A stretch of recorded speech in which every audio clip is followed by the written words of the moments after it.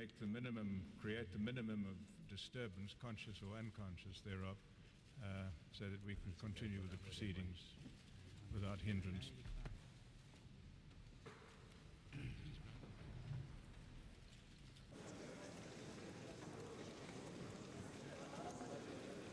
Hands. I did, however, tell him that the team was substandard. I would like to refer you to chapter 8 of St. John's Gospel, the theme of which is that the truth will set you free. My initial denials of involvement made publicly and to the UCB were untruthful. My letter of the 11th of April was also untruthful in a number of respects, and so too was the subsequent press statement issued on my instructions. I misled the United Cricket Board of South Africa and members of the South African government and those who tried to defend me. I also withheld facts from my legal representatives.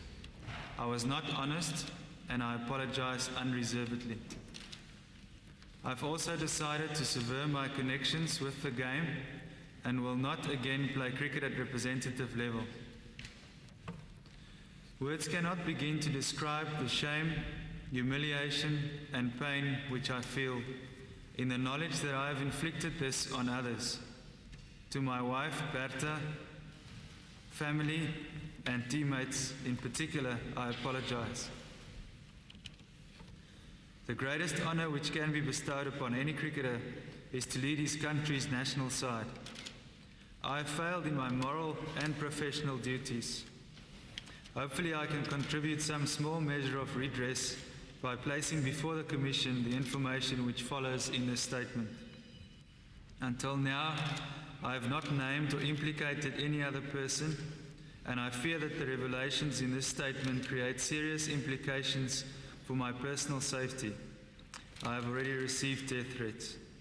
I wish to disclose all the information I have, and in the emotional state in which I find myself, have dredged my memory as best I can in order to place the facts before this Commission. Since the first revelations made in the Indian press, and in particular the morning of April the 11th of this year, I have known that my days as a cricketer are over. There were, however, others, namely Herschelle Gibbs, Peter Stralion and Henry Williams, who have their playing careers before them and whose futures have been imperiled by my inexcusable actions. And travel allowances for what proved to be an abortive benefit tour. Hamid and Sanjay indicated that Sanjay wanted me to supply them with information, but did not specify what this information would be. They also said that I could make a lot of money if we would lose a match. I said that I was not prepared to do it unless we were assured of a place in the final of the triangular series. I was spinning them along as I do not think that I had any real intention of throwing a match. Sanjay handed me a cell phone box containing US dollars in case I changed my mind. I did not count the money, which was kept in a filing cabinet at home together with my prize money from the World Cup, the Kenya tour and leftover sustenance allowances. Sanjay phoned me and urged me to go ahead with fixing the match, and I gave in. I told him that I would go ahead. I was required to ensure that Gibbs would score less than 20 runs, that Williams would bowl poorly and go for more than 50 runs during his 10 overs, and that the total score should be no more than 270 runs. I was to be paid for doing this. I spoke to Herschelle Gibbs and Henry Williams as described by them in their testimony. I hope that my experience will serve as a lesson to all other cricket players and administrators. My only consolation is the knowledge that, despite my inexcusable behaviour, South Africa has in fact never thrown or fixed a match. We ask at this stage that Mr. Cronje stand down and that is cross-examination. Mr. Cronje?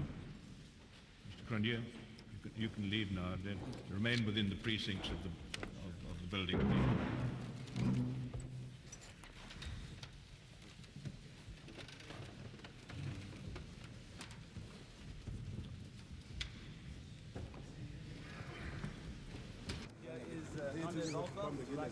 Well, I think the King Commission is dealing with all of that. The Commission will give us a report, and all I want at the end of the day is a report with recommendations on what to do to clean up South African cricket. We're only here really as observers.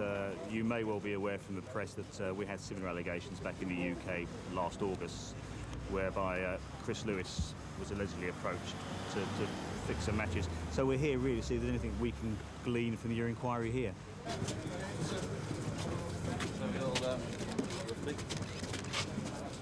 We'll speak to you later.